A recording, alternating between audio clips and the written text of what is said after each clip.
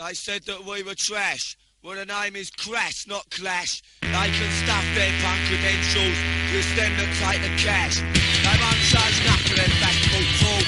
RAR badges and their protest wall. Thousands of white men standing in a park, objecting to racism, the can in the dark. Black man's got his problems, just way to deal with it. So don't fool yourself up with your white liberal shit. If you care to take a close look at the way things really stand, you'll see they're all just niggas to the rulers of this land. A typical Crass gig would be a big hall with banners everywhere, very dark, a lot of people milling around, drunk punks collapsed at the back, a few skinheads trying to cause trouble, a real air of atmosphere of tension, always on the lookout for trouble starting. Probably a rumour going around that there were 500 National Front skinheads coming to beat the shit out of us, so just waiting for the doors to burst open, and then getting on stage and being spat on and sometimes things thrown at you, but just like real sort of tension.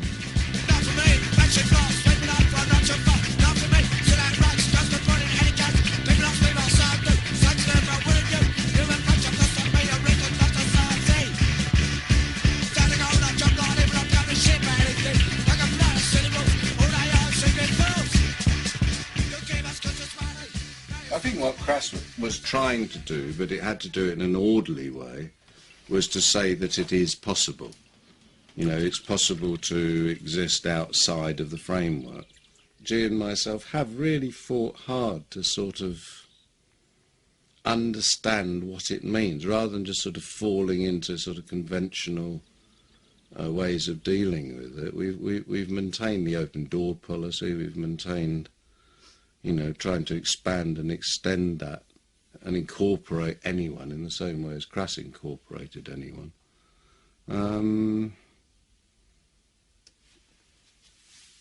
Against a society which actually has been increasingly closing its doors.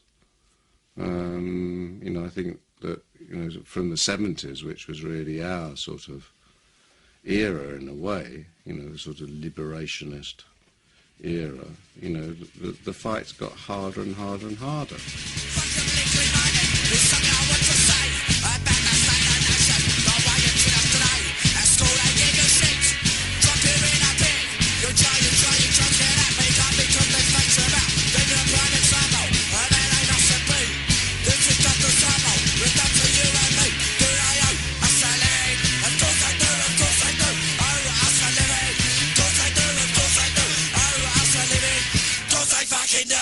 Do you want me to do it? Or No, I'm happy for that. Oh, right. You're up for it. What was he playing in then?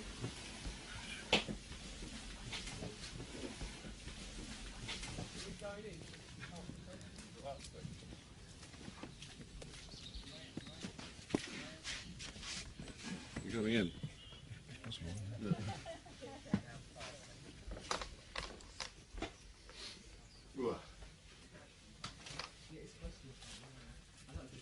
It might be an idea to see. Oh no, are we going to have the big fire tonight?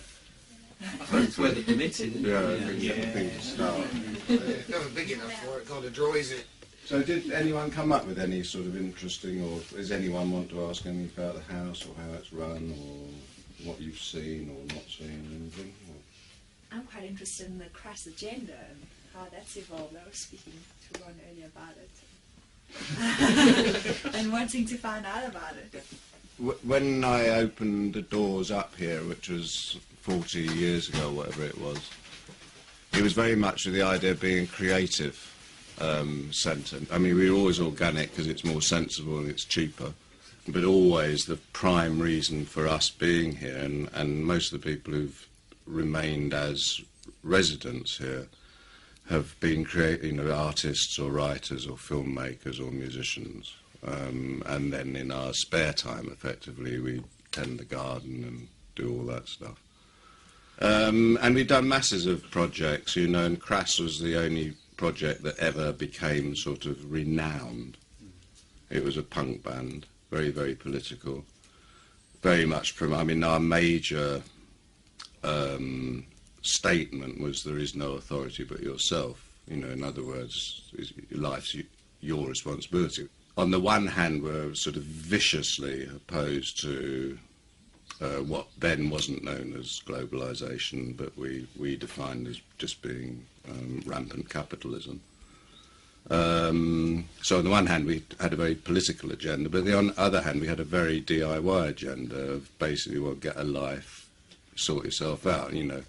On the one hand, to oppose the material world on every front, and at the same time, you know, offer practical ways of doing it. So on the one hand, we'd be sort of, you know, giving out handouts on how to make petrol bombs or something like that, you know, and at the same time, how to make your own bread.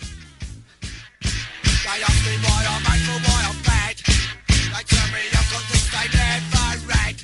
They tell me go to church and see the light. The good look always right. So what? So what? So what if Jesus died on the cross? So what about a fucker? I don't give a toss. So what if the master walked on the water? Don't see it, try to stop the slaughter. Say I wouldn't have to live for bins if I would go and look confess my sins. Say I shouldn't commit no crime, 'cause Jesus Christ is watching all the time. So what? So what? So what if he's always over my shoulder? Realise the truth as I get older. Get to see what a con he is, because it's my life, my notice. But I say they're gonna send me away. Say they're gonna make me pay. Yeah, you be good. You stay. You stay. Yeah, I know. You stay. I won't be long. I'd heard about punk rock, but I hadn't seen it or anything. And then I came out of work one day and I noticed a poster for a band called The Clash that were playing at the Colston Hall.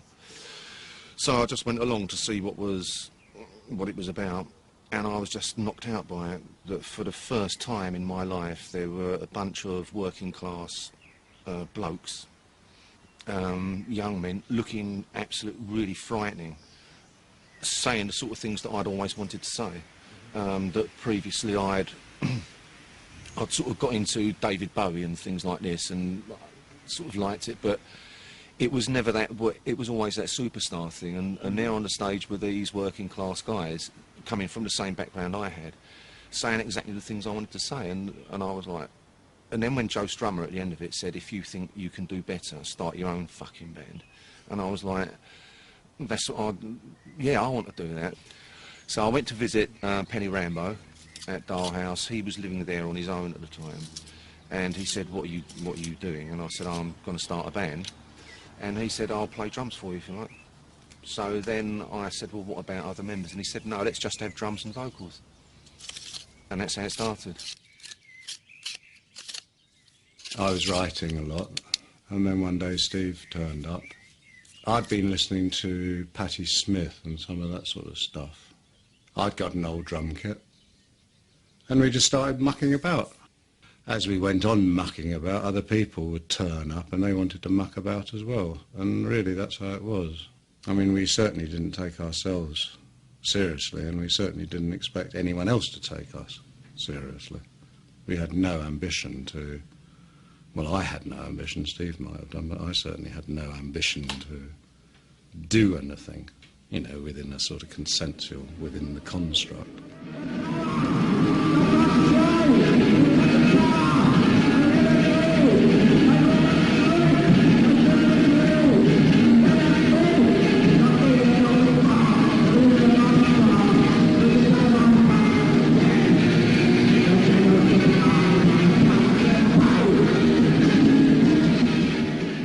What exactly did you want to say? Fuck off, you bastards. I hate you. I want more money. Why do I have to work? Stop telling me what to do. All coppers are bastards. You know, what does a young man want to say when he's angry? And it's... but then, speaking with Penny Rambo, it was a bit more, well, perhaps have a, you know, just really think about what you want or what you don't like, and then be a bit more political about it, or, you know, personal political, so, and a bit more poetic, and, yeah. And then owe us a living. Of course they fucking do, so, yeah. And I still want to say those things anyway. So. Oh, so you didn't change really? No, but the trouble is now I don't know how to say it, you know, and there's me at 48 years old, still going, fuck off, I hate you. But it's not quite the same when you've got a boy. I am a product, I am a symbol, I'm endless, I'm less, fruitless, I'm less, games. Well, I've lost it, match, don't sing my shit, cause I'm in volume in the sun's not just in the inch, not by me now. This is things I am body, my child, I don't know. Everyone wants them, I'm the arm for that body, right? I'm the snack on everyone new, I'm the left for that body, wants to touch. Rush. I am a sample, I am a scapegoat, my useless, useless, endless, mindless ideas. Well, I'm never about the youth far away. One body on you sticking a drop. I'm free trying to scum your sight. Now the bad shot, that kind of shot. I don't want your fucking system. I don't want to be on your face. Then touch up to resist them. Never let me on shot. There was a David Bowie song called Ziggy Stardust, and there's a line in it where he says, Ziggy played guitar, driving us that he was voodoo, the kids was just crass. And crass means grossly stupid and, you know, pathetic, so yeah, it's a good name. At that time, it was fun to be ignorant and stupid. Oh, that's why I chose the name Ignorant for myself, because at that time I was really ignorant about politics. I didn't know what I wanted or what I wanted to do. And people had said to me before, you're an ignorant bastard, Steve Ignorant. Simple as that. Well, Steve was from, you know, really basically quite a poor working class background, and I was from, you know, quite a wealthy upper class, or upper middle class background. And generally speaking, I think it is true to say that most bands are made up of, you know, people from the same background, because generally speaking, younger people tend to hang around with people from their own background because it's more comfortable for them. And that did make us different. Well, my sort of middle class, sort of off the street experience, and Steve's working class on the street experience made a very, very interesting combination, I think. We never had rules. For example, if with 15 people living in the same place, if there was washing up to be done, it wasn't, you know, there wasn't a rota and on Wednesday Steve does the washing up. You just did it. And the whole way of living like that was, well, consideration for other people first. We kind of got very excited about, you know, the punk scene when the first wave of it. It seemed really exciting. At last, you know, there was a youth culture growing that was saying, well, just fuck off, you know, and all the rest of it. Well, we felt it was, but then it started to sort of sour for us, because I suppose the idea of no future was sort of not in our realm. I suppose, you know, we were accused of being old hippies. Well, fine, you know, the old hippies had a dream and we still dream it, you know, and still aim for that, you know, and which is about coming together. And, you know, that's difficult in itself. So I suppose we took up that area of music and expression because none of us were musicians particularly. And the whole ethos was just get up and do it, just express it. I'm not a great stage person, so it suited me with Crass to, you know, do the artwork and film work and anything else I could, you know, write songs and the artwork was really the covers. Yeah, I mean, it was really the involvement with the whole aesthetic of presentation, really, because I think it's really, really important. It's another language. I mean, and we were all very interested in not only the words, not only the sound, but the presentation and how we could try something very new and try to cut through and find a new language, really. It seems to have been very positive for a lot of people on different levels. I mean, hopefully it didn't... Well, I know it didn't come over as dictatorial at all in what we're trying to say. I think obviously came over very angry.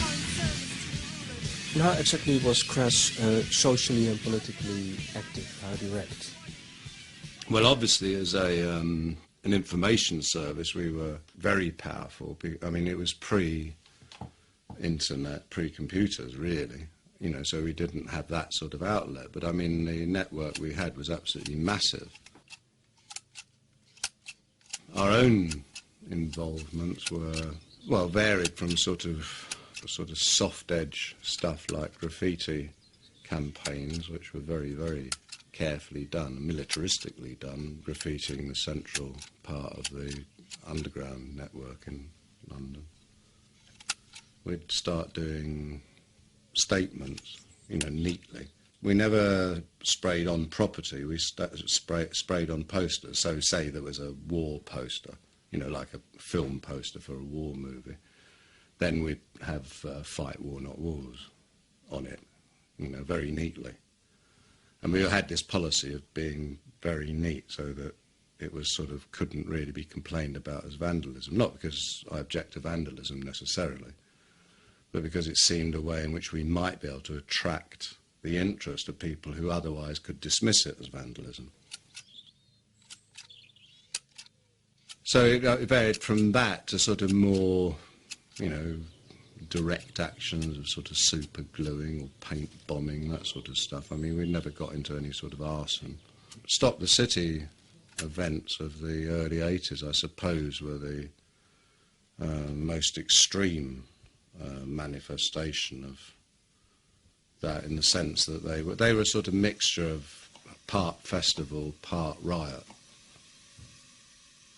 Well, the idea was to close down the city, and I can't remember, there's 2 days in a year when certain figures are shifted in the city from one institution to another. It's when they, you know, decide on the currency, all that sort of shit. Anyway, basically speaking, if you put the city out of operation on those days, then, you know, you're really fucking up their entire modus operandi, like the banks and shipping agencies and that sort of stuff. You know, from sort of smoke bombs in the underground, which completely has to stop the undergrounds, to, you know, banks were having their windows smashed in, streets were blocked, phones were blocked. I mean, the place became inoperable for a day.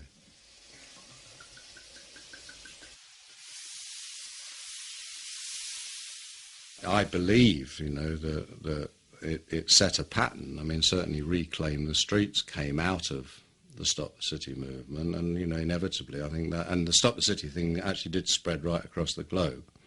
I mean, it started happening in Australia, America. I don't know whether it happened in Europe at all, but certainly modelled on the London ones. It was repeated in Australia and America, you know, and I don't think that Seattle would have happened in the same way. Why do you think Crass was successful at the time? Because we meant what we were saying. You know, we lived that truth. You know, we lived what we were talking about, and it was self-evident that we did. You know, people could come here, and they were welcome to come here, as they always have been, and they could see that we were living. You know, we didn't make anything. Well, I mean, we had lots of money at lots of the time, but that all went into other projects. Yeah, that makes me laugh. I've seen people do that. Like, yeah. Oh, well, The fact that Crass earned money made no difference at all to this place. We still had no money, and we still have no money, because any money we do have just goes straight into some sort of creative or social project. We financed an anarchist centre in London. That's the most obvious thing we did, but and probably one of the most costly things we did. But we never, every gig that we did, any money that we made went to some local organisation, or, you know, Rape Crisis Centre, or maybe some kid wanted to make a fanzine, or some band needed a speaker, or the youth club needed a table, or a ping pong table, or something. But we never ever, we took what we needed, which was enough to pay the petrol, have some food. We never stayed in hotels or anything like that. We just asked people where they got somewhere we could stay. And we always used to come back devastatingly broke, although a lot of money had been made. Jimmy Percy from Sham 69 was working with Polydor, and it was a thing he was going to do called Percy's Package. So we'd already decided, fuck you, we're doing all right on our own, yeah, Crass Records, we're doing fine, thanks. Let's go and see what they've got to offer. So we go in there, and of course it's the guy shows us in. And there's the guy behind his desk with a big bowl of flowers and all the drinks. I'm like, yeah, don't bother. And this drink arrives from this guy. I'm like, ooh. And he goes, now, I can market your revolution. I can get you into property. You'll have so much money. And I was like, oh, sounds fantastic. Nah, fuck it. So, what did you say to him? Thanks, but no thanks. We were polite. So, yeah, just weren't interested. How could you do it? How could we do it? And to this day, do you know what I mean? I still can't do things where I feel like I might be not selling out, but where my conscience pricks me, and it's a pretty good thing to have, because it means, well, hopefully I'll never sell out if that still is relevant. Yes, that's right. Hard case, that is just another trick for that front of country mistake. Bubblegum rock and plastic chases. Your boss edition of a bit of a malice. 3 years prime out the clash. I'm a revolutionist, just some cash. I become a fashion like hippie used to be. I can't be a doing what me. Minutes I sit through systems kill. Minutes I express the my linked will. I become a miracle and you feel lost. Need a sold out, now we all gotta jump.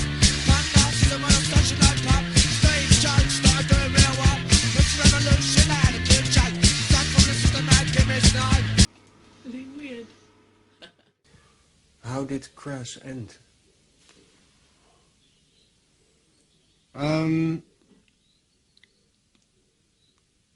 I think there was a schism developing.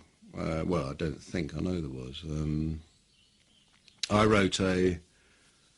We did a tour in 83, I think it was, and I wrote a article questioning the honesty of pacifism, in the sense that it's very easy to preach it, but can you follow it through?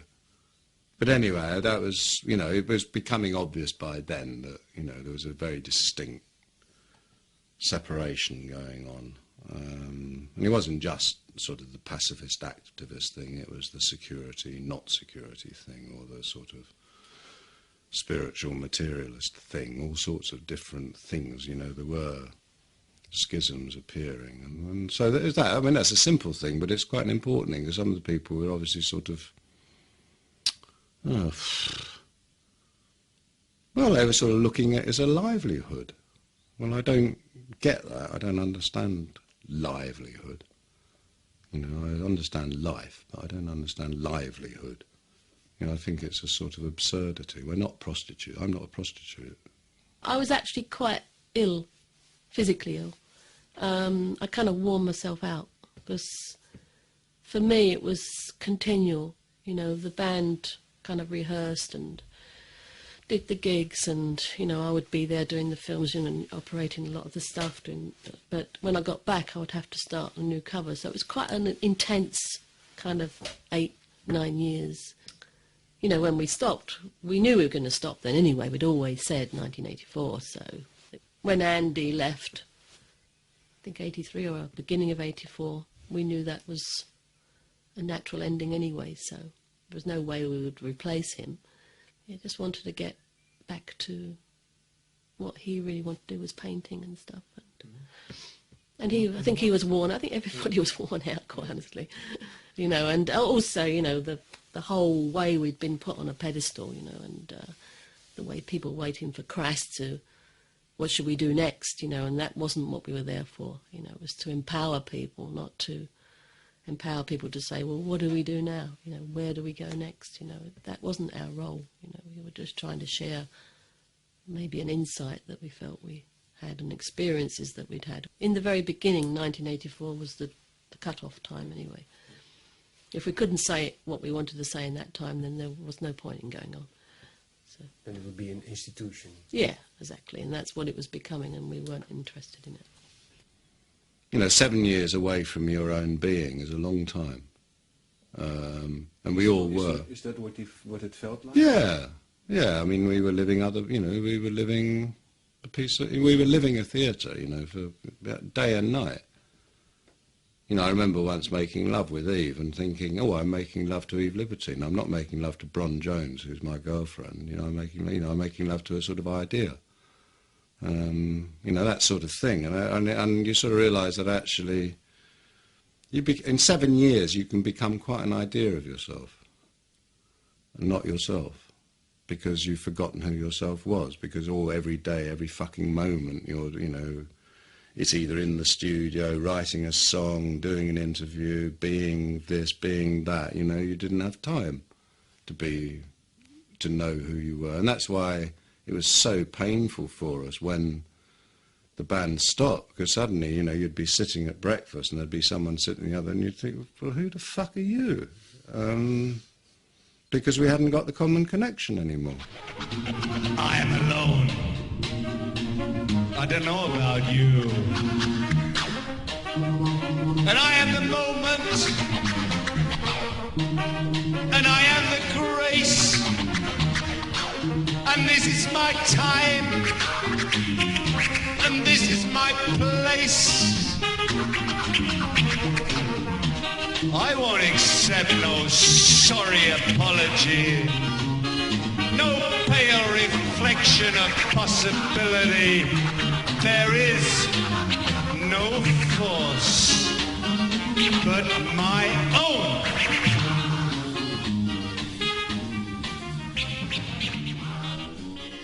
In a way, when we were writing stuff, or when I was writing stuff for Crass, you know, I was defining, you know, a way of living, you know, especially there is no authority but yourself. You know, which basically, I suppose because G and myself have stayed here, we've had to try and live up to that. You know, all the time we're being, like you've come here because of that. You know, basically to see if we were doing it. You know, well, that's true, isn't it, in a way? You know, to what extent did that dream work? And I mean, that's a question we both ask ourselves all the time. You know, to what extent does the dream work? You know, how could we make it work better?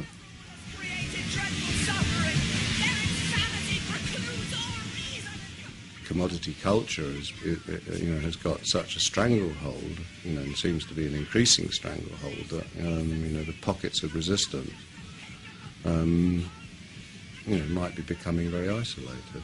Where are the angry young men and women of today that are actually saying, apart from little band, you might see a punk rock band in a pub somewhere, but where are these people in the establishment, or in the established, you know, pop world or the music industry, who are saying, this is fucking wrong, fuck you, stand up and, you know, what happened to that voice? It's all sort of gone.